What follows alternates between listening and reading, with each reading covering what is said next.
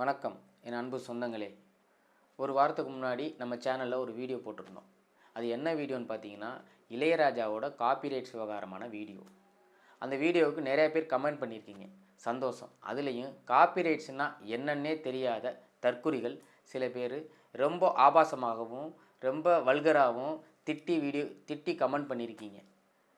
உங்களுக்கெல்லாம் இந்த வீடியோவில் நான் சொல்லிக்கிறது என்னென்னா, காப்பிரைட்ஸ் அப்படின்னா என்ன, அதை ஏன் இங்கே ஒருத்தன் உட்காந்து பேசிக்கிட்டு இருக்கான், ஏன் இளையராஜா காப்பிரைட்ஸ் கேட்குறாரு அப்படிங்கிறத முதல்ல தேடி தெரிஞ்சுக்குங்க. தெரிஞ்சுக்காமல் உங்கள் இஷ்டத்துக்கு நீங்கள் ஏதோ ஃபோன் இருக்குது அப்படிங்கிறதுக்காக கமெண்ட் பண்ணுறோம் அப்படிங்கிறதுக்காக கெட்ட வார்த்தையில் நீங்கள் எனக்கு கமெண்ட் பண்ணியிருக்கீங்க.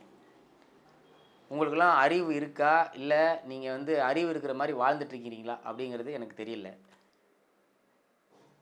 நான் அஜித் சாரை எந்த இடத்துலையும் நான் தப்பாவோ இல்லை அசிங்கமாகவோ நான் பேசவே கிடையாது. ஏன் அப்படின்னா, அவருக்கு இந்த விவகாரத்துக்கு எந்த சம்மந்தமும் கிடையாது. இது ஃபுல் அண்ட் ஃபுல் அந்த கம்பெனியோடைய ப்ரொடியூசர் சைட்லேருந்து வந்த தவறு. அவர்கிட்ட காப்பிரைட்ஸ் அவர் கேட்குறாரு அப்படின்னா, அவருக்கு 100% கிடையாது, 150% இளையராஜாவுக்கு எல்லா உரிமை இருக்கிறதுனால தான் அவர் நோட்டீஸ் அனுப்புகிறார். அஜித் சார் படத்துக்கு மட்டும் கிடையாது, சூப்பர் ஸ்டார் ரஜினிகாந்த் சாருக்கே அந்த நிலமை என்ன அப்படின்னா, அவர்கிட்ட போய் இளையராஜாட்ட போய் அதுக்கான உரிமத்தை கேட்கலைங்கிறதுக்காக அவர் நோட்டீஸ் அனுப்புகிறாரு. ஏன் நோட்டீஸ் அனுப்புனார்? ரஜினி சார் நடித்த படம் தானே, அவரோட படத்தில் இருந்து இப்போ அவருக்கு லேட்டஸ்ட்டாக அவரோட படத்துக்கு தானே அந்த பாட்டை எடுத்து போட்டிருக்காங்க. சரி, எடுத்து போட்டு போகிறாங்கன்னு ஒரு விடலையே, தன்னோட உரிமையை நிலைநாட்டுறதுக்காக அவர் அந்த நோட்டீஸ் அனுப்புகிறாரு.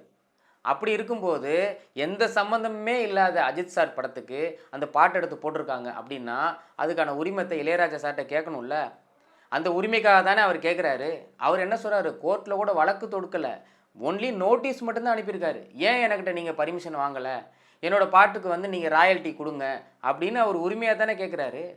அந்த உரிமையை கேட்குறாரே, அதுக்கு அவர் சைடில் நியாயம் இருக்குங்கிறது தான் நாங்கள் பேசுகிறோம். எந்த ஒரு விஷயமும் என்னன்னு கூட ஆராய்ச்சி பார்க்குறது கிடையாது, எதுவும் பண்ண கிடையாது. லைக் பண்ண வேண்டியது, கமெண்ட் பண்ண வேண்டியது, கெட்ட வார்த்தையில், இதெல்லாம் நிறையா விஷயத்துக்கு நாட்டில் என்னென்னமோ விஷயங்கள் நடந்துகிட்டு இருக்குது. அதையெல்லாம் எதை பற்றின கவலையும் கிடையாது. பொழுதன்னைக்கு சினிமாவை பற்றின கமெண்ட் எவன் போடுவான், சினிமா நடிகை எங்கே ஆடுறா, இதை பற்றின விஷயத்துக்கு தான் உங்களுடைய நேரத்தை செலவிடுறீங்கன்னு நான் நினைக்கிறேன். அதனால் தயவுசெய்து காப்பிரைட்ஸ்னால் என்ன, அது ஏன் அவர் மட்டும் கேட்டுக்கிட்டே கிடக்கிறாரு, மற்ற யாரும் அதுக்கு எந்த ஒரு குரலும் கொடுக்க மாட்டாங்களே, இவருக்கு மட்டும் என்ன ஆச்சு அப்படிங்கிறத தேடி தெரிஞ்சுக்குங்க. தெரிஞ்சுக்கிட்டு அதுக்கப்புறம் வாங்க. நான் சொல்கிற விஷயத்தில், நான் பேசுகிற விஷயத்தில் தவறு இருந்ததுனால் கண்டிப்பாக நீங்கள் சொல்கிறது எல்லாத்தையும் நான் ஏற்றுக்கிறேன். ஆனால் எல்லா தவறுமே உங்கள் மேலே வச்சுக்கிட்டு நீங்கள் பேசுகிற ஆபாசமான வார்த்தைகளை நாங்கள் கேட்டுக்கிட்டு இருக்கணும்னு அவசியம் கிடையாது. நாங்கள் டக்குன்னு ஒரு நல்ல ஒரு ரிச்சாக இருக்கிற ஒரு ஃபெமிலியரான ஒரு ஆர்டிஸ்ட் மேலே நாங்கள் அபாண்டமாக எந்த பழியும் சுமத்தவும் கிடையாது. அது எங்களோட வேலையும் கிடையாது. பாதிக்கப்பட்டவன் நியாயத்தில் சைடில் இருந்து நாங்கள் எப்போதும் பேசுவோம். நீங்கள் என்ன மாதிரியான கமெண்ட் போட்டாலும் அதெல்லாம் பார்க்கும்போது உங்களையெல்லாம் பார்த்து சிரிப்பு தான் வருது. ஏன்னா இந்த மாதிரி ஒரு முட்டாள் கூட்டம், ஆட்டு மந்தை கூட்டம் மாதிரி, ஒரு ஆடு தலையை முன்னால் போட்டு போச்சுன்னா இருக்கிற அத்தனை செம்புரி ஆடும் பின்னாலே போகுமா, அந்த மாதிரி தான் இருக்கிறீங்க. ஒருத்தன் ஒரு தப்பான கமெண்ட் போட்டுட்டா அது என்ன இதெல்லாம் பார்க்குறது கிடையாது. பின்னாலே இப்படி ஒரு கமாண்டு, அப்படி ஒரு கமாண்டு, நீங்களும் தட்டி விட்டு போயிட்டுருக்கிறீங்க. அப்படி இருக்காதீங்க. போய் கிணத்துக்களை தான் மொத்தமாக போய் கிணத்துல செத்துருவீங்க. முதல்ல உண்மை என்னன்னு தெரிஞ்சுக்கோங்க. உண்மையான விஷயம், இது நம்ம செய்கிறது சரியா தப்பான்னு புரிஞ்சு அதுக்கு என்ன பண்ணணுமோ அதுக்கான கமெண்ட் போடுங்க. உங்களோட கமெண்ட்டை நாங்கள் வரவேற்கிறோம். அதை விட்டுட்டு தப்பு உங்கள் வீட்லேயும் உங்களுக்கு அம்மா இருக்குது, அக்கா தங்கச்சி இருப்பாங்க, எல்லாருமே இருக்கிறாங்கல்ல, அவங்கள பற்றிலாம் தவறாக பேசுனா இப்போ இது பண்ணால் உங்களை மனசு ஏற்றுக்கலாம். உங்களுக்கு அதெல்லாம் சர்வ சாதாரணமாக இருக்கலாம். ஏன்னா நீங்கள் அப்படி தானே நீங்கள் எழுதுகிற ஒருத்தரும் அப்படி தானே எழுதிட்டுருக்கீங்க. அப்போ நீங்கள் அந்த வழியில் வர்றவங்க தான், அவங்கள பற்றிலாம் கவலை கிடையாது. 2012க்கு அப்புறம் காப்பிரைட்ஸில் நிறையா திருத்தம் பண்ணியிருக்காங்க.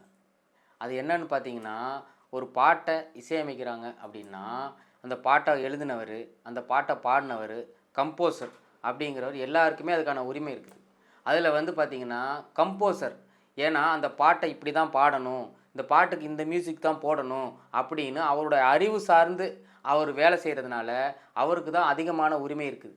அந்த உரிமையின் அடிப்படையில் தான் அவர் உரிமைக்கு ஏறி நோட்டீஸ் அனுப்புகிறார். அது கூட பார்த்திங்கன்னா, இப்போ ஒரு சொத்து இருக்குது, அந்த சொத்தை ஒரு 5 பேருக்கு அதுக்கு பங்கு இருக்குது. அந்த 5 பேர் பங்கில் ஒருத்தர் மட்டும் அந்த சொத்தை கையெழுத்து போட்டு விற்க முடியாது. மிச்சம் 4 பேருடைய கையெழுத்து இல்லாமல் அந்த சொத்தை விற்கிறதுக்கு முடியாது. அதனால் அந்த 5 பேருமே ஒத்துழைச்சு அந்த சொத்தை விற்கிறதுனா மட்டும்தான் அந்த சொத்தை இன்னொருத்தருக்கு விற்க முடியும். அது மாதிரி தான் ஒரு 5 பேர் சேர்ந்து செய்கிற ஒரு வேலையை ஒருத்தர்கிட்ட மட்டும் நம்ம போய் பர்மிஷன் வாங்கிட்டு, நான் பர்மிஷன் வாங்கிட்டேன், இதை நான் எடுத்துக்கிட்டேன் அப்படின்னு சொன்னால் இது எந்த விதத்துலையும் நியாயம் கிடையாது. இது சட்டத்துலேயும் இடம் கிடையாது. கேட்காம நீங்கள் எடுத்து போட்டுட்டு இன்றைக்கி வந்து அவர் ஒரு ஹீரோ நடிக்கிறாருன்னா அந்த ஹீரோவோட ரசிகர்கள்லாம் வந்து அவர் வயசுக்கும் அவருடைய அனுபவத்துக்கும் அவருடைய திறமைக்கும் சம்பந்தமே இல்லாதவங்க நீங்கள்லாம். நீங்கள் அவரை வந்து கெட்ட கெட்ட வார்த்தையிலையும் அசிங்கமாக பேசி அவர் மரியாதை குறைவாக பேசி என்னெல்லாம் நீங்கள் கமெண்ட் போடுறீங்க. அவர் அடைஞ்சிருக்க உயரம் என்ன? அவர் இப்போ கூட 84 வயசு ஆகுது. இப்போ கூட சிம்போனி போட்டுட்டு வர்றாரு. சிம்போனி போட்டு அங்கேருந்து வந்து ட்ராவல் பண்ணி இங்கே கச்சேரி பண்ணுறாரு. இந்த கச்சேரின்னு சொல்லும்போது தான் எனக்கு ஒரு ஞாபகம் வருது. நல்லா தெரிஞ்சுக்கோங்க, நம்ம வீட்டுகளில் நடக்கிற வந்து கல்யாணம் திருவிழாக்களில் பாட்டு போடுறதுக்குலாம் அவர் எந்த அப்செக்ஷன் தெரிவிக்கவே கிடையாது. அதுக்கெல்லாம் ஃப்ரீன்னு தான் சொல்லியிருக்காரு. அதுக்கும் காப்பிரைட்ஸ் கேட்டு கிளைம் பண்ணலை. பெரிய பட நிறுவனங்கள் கோடிக்கணக்கில் போட்டு படம் எடுக்கிறாங்க, மக்கள்கிட்ட இருந்து பணத்தை ஈட்டுறாங்க. அதுக்கு தான் அவர் இப்போ காப்பிரைட்ஸ் கேட்டு கிளைம் பண்ணி சொல்லி பணம் கேட்குறாரு. இல்லை உரிமையை தான் கேட்குறாரு. நான் என்கிட்ட வந்து கேளுங்கன்ற உரிமையை தான் கேட்குறாரு. அவர் பணங்காசு கூட கேட்க கிடையாது. அதனால் நீங்கள் தயவுசெய்து ஒரு மனுஷனை பேசுகிறதுக்கு முன்னாடி அவன் சைடு இருக்கிற நியாயத்தை புரிஞ்சுக்கிட்டு யார் என்னன்னு தெரிஞ்சுக்கிட்டு அவரை பற்றின கமெண்ட் போடுங்க. தயவு செய்து அந்த இளையராஜாங்கிற பெரிய ஞானியை வந்து தவறாக பேசாதீங்க அப்படின்னு கேட்டுக்கிட்டு உங்கள்ட்ட எல்லார்ட்டையும் நன்றி கூடி விடைபெறுகிறேன். நன்றி, வணக்கம்.